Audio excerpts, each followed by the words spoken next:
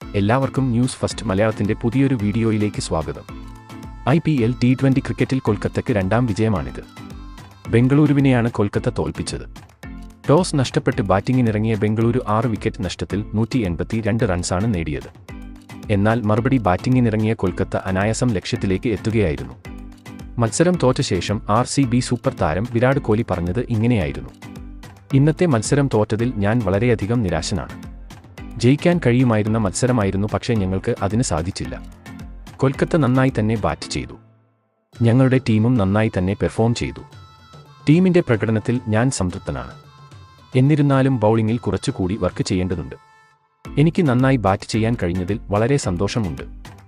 ഗൗതം ഗംഭീറിനോടുള്ള പ്രതികാരം തീർക്കാൻ ഉദ്ദേശിച്ചാണ് ഞങ്ങൾ ഇന്ന് കളിക്കാൻ ഇറങ്ങിയത്.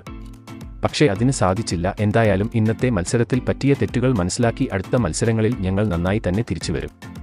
ഞങ്ങളെ പിന്തുണച്ച എല്ലാ ആരാധകർക്കും നന്ദി ഉണ്ട് എന്നും വിരാട് വ്യക്തമാക്കി. ഇന്നത്തെ മത്സരത്തിൽ കൊൽക്കത്ത നന്നായി തന്നെ കളിച്ചു.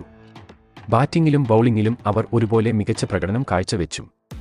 ഇനിയും കൊൽക്കത്ത ഇതേ ഫോം തുടരുകയാണെങ്കിൽ ഈ വർഷത്തെ കപ്പ് കൊൽക്കത്തയ്ക്ക് നേടാൻ കഴിയും. നാളെ IPL-ൽ ലക്നൗ പഞ്ചാബ് പോരാട്ടമാണ്.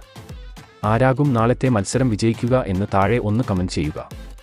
അപ്പോൾ ഇതുപോലത്തെ കൂടുതൽ ക്രിക്കറ്റ് വാർത്തകൾക്കായി ഈ ചാനൽ മറക്കാതെ സബ്സ്ക്രൈബ് ചെയ്യുക.